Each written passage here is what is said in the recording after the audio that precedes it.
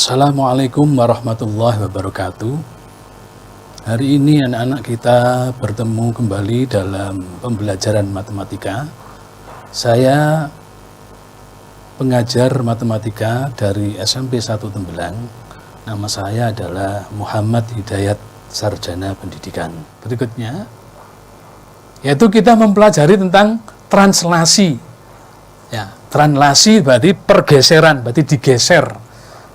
Mindahnya dengan cara digeser. Ya, dalam matematika ada aturannya. Gesernya itu aturannya apa? Ya. Nah, sebelum ke sana kita lihat beberapa hal yang perlu kita pahami. Nah, pengertiannya sekarang. Perhatikan. Pengertian translasi. Translasi atau pergeseran adalah pemindahan semua titik dalam suatu bangun. Semua titik dalam suatu bangun sejauh jarak yang sama dan arah yang sama. Jadi bangun itu kan merupakan ada titik-titik yang berada di bangun itu kalau digeser pasti semuanya akan mengalami pindah semuanya. Tidak ada titik yang ketinggalan. Ya, prinsipnya di situ. Sebagai contoh perhatikan gambar berikut. Ya, itu ada titik, ada segitiga, ada segitiga PQR. Nah, ternyata PQR itu, gambar PQR itu digeser ke kanan, ke kanannya agak ke atas. Maka gambarnya menjadi P aksen, Q aksen, R aksen. Nah, kamu perhatikan, pada gambar adanya translasi semua titik pada PQR, berarti titik PQR pada bangunnya tadi, yaitu bangun datarnya tadi, yaitu situ segitiga, berpindah menghasilkan P aksen, Q aksen, R aksen. Nah, titik-titik sudut PQR itu mempunyai bayangan P aksen, Q aksen, R aksen. Kalau kita rinci satu titik-titiknya, berarti bayangannya P itu menjadi P aksen, bayangannya Q menjadi Q aksen setelah kita geser, dan bayangannya R menjadi R aksen. Nah, itu sebagai awal untuk mengenalkan tentang translasi. Lanjut. Nah, sekarang ini ya. Translasi dapat diwakili oleh sebuah ruas garis berarah. Jadi garis yang punya arah gitu. Bisa ke arah kanan, bisa ke arah atas, begitu. Ruas garis berarah itu dapat dinyatakan dengan notasi pasangan bilangan. Nah, namanya komponen. Ya, jadi komponennya besarnya tadi, pergeserannya tadi, itu kalau dinyatakan dalam suatu bilangan, pasangan bilangan, maka namanya adalah komponen. Jika ada titik P digeser 4 satuan ke arah sumbu X positif, nah, sumbu X positif, lalu 3 satuan ke arah sumbu Y positif, maka komponen translasinya ditulis, misalkan P tadi geser ke titik Q, misalkan, maka PQ mempunyai komponen translasi, yaitu 4, 3. Apa artinya 4 di atas dan 3 di bawah? Artinya 4 yang di atas itu, dia digeser ke arah kanan, yaitu searah dengan sumbu X, berarti arahnya ke kanan, 4, kemudian dilanjutkan dengan 3 satuan ke arah atas, yaitu arah sumbu Y-nya, karena nilainya positif. Nah, bagaimana kalau ditulis translasi AB?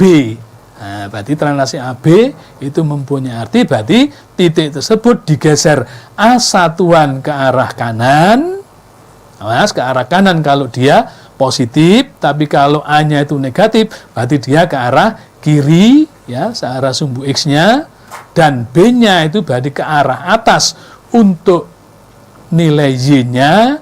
Kalau dia positif, tapi kalau ke arah bawah, maka dia akan geser ke arah, kalau dia negatif, maka dia akan geser ke arah bawah. Lihat contoh penulisan translasi. Ada beberapa garis AB, ada PQ, ada KL, ada ST. AB, kalau kita nyatakan dalam komponen translasi, dari A bergerak ke B. Nah, berarti maka komponennya berapa? 24. Berarti artinya 24 itu berarti dari A ke B itu dia bergerak ke kanan 2 langkah, ke atas 4 langkah. Berarti ke kanannya 1, 2 ke arah kanan, terus menuju ke B 1, 2, 3, 4, berarti ke arah atas, maka nilainya 4. Bagaimana dengan KL translasinya atau komponennya? Nah, ternyata dari K itu kita lihat ke L. Sumbu X-nya ke arah L berarti berapa satuan? Kita hitung. 1, 2, 3, 4. Berarti 4 satuan ke kanan. Maka ditulis 4. Kemudian dari 4 satuan kanan tadi, kemudian turun ke bawah yaitu nilai min 1. Jadi KL mempunyai komponen translasi 4 min 1. Demikian juga yang ST, dilihat ST.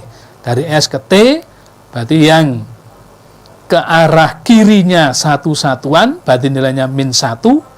Dari S tadi menuju T. Kemudian ke arah atas 3 satuan, berarti dia nilai positif. Maka ditulis min 1,3. Yang terakhir yaitu PQ. Dari P bergerak ke Q, kita melihat. Maka dia mempunyai komponen min 2, min 4. Jadi 2 ke kiri, 4 ke bawah. Itu cara penulisan komponen translasi. Kalau ada 2 translasi berurutan, maka dapat diwakili oleh sebuah translasi. Ya, itu lihat anak-anak. AB dilanjutkan dengan BC menghasilkan AC. Ya, dalam bentuk komponen dapat dinyatakan. Sekarang AB-nya itu kan mempunyai komponen 3 ke kanan, 2 ke atas. Maka ditulis AB-nya 3, 2. Dilanjutkan berarti ditambah. Dari B ke C. B ke C itu berarti 1 ke kiri, 2 ke atas. Maka ditulis min 1, 2. Sehingga translasi yang berurutan tadi bisa dihitung nilainya yang tadinya 3, 2 dilanjutkan min 1, 2. Maka menjadi nilai translasinya yaitu 24. Nah 24 itu adalah AC tadi. Ya, tidak terlalu sulit ya anak-anak ya. Jadi seperti baris sebetulnya. Ya. Cuma di sini geser ke kanan, geser ke kiri, ya. Geser ke atas, geser ke bawah. Tapi kalau di baris berarti ke depan sama ke belakang. Lanjut. Nah, itu kalau ditulis ya untuk 2 translasi berurutan. Misalkan komponennya AB dan CD, maka berlaku AB ditambah CD, maka menjadi A ditambah C, B ditambah D. Nah, bagaimana kalau itu berlaku pada bidang koordinat? Maka translasi pada bidang koordinat, jika translasinya adalah AB, titiknya adalah X, Y, awas, translasi AB tadi berarti A tadi adalah sumbu X-nya, B adalah sumbu Y-nya, sehingga tinggal menjumlahkan saja X dengan A-nya, kemudian Y dengan B-nya. Maka titik P, X, Y dengan translasi AB menghasilkan bayangan X ditambah A, Y ditambah B. Nah, kita ambil contoh ya, kita gunakan rumus itu tadi ya. Nah, perhatikan contohnya anak-anak. Nah, ini ya. A 2,3 ditranslasi 1,7. Maka tinggal menjumlahkannya. A aksen menjadi 2 tambah 1, 3 tambah 7, maka A aksennya menjadi 3,10. Contoh berikutnya. Nah, contoh yang kedua, perhatikan.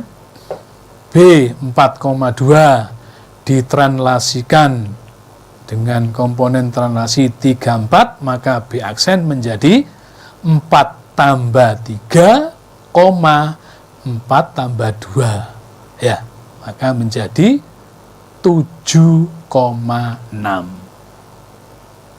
Contoh yang ketiga, C 6,2 ditranslasikan dengan komponen translasi 17, maka C aksen menjadi 6 tambah 1, 2 tambah 7, C aksen menjadi 7,9. Nah, itu tadi. Nah, lebih jelasnya, maka anak-anak bisa mencoba untuk latihan soal kaitannya dengan translasi. Ya, silakan dicoba anak-anak. Silakan mengerjakan latihan-latihan soal. Saya yakin dengan banyak berlatih matematika, mengerjakan soal-soal matematika, saya yakin akan menjadi terbiasa dan matematika nanti akan menjadi mudah karena kuncinya harus banyak berlatih.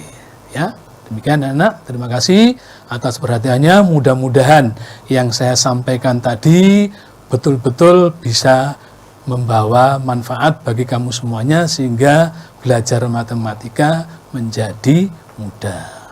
Saya akhiri. Assalamualaikum warahmatullahi wabarakatuh.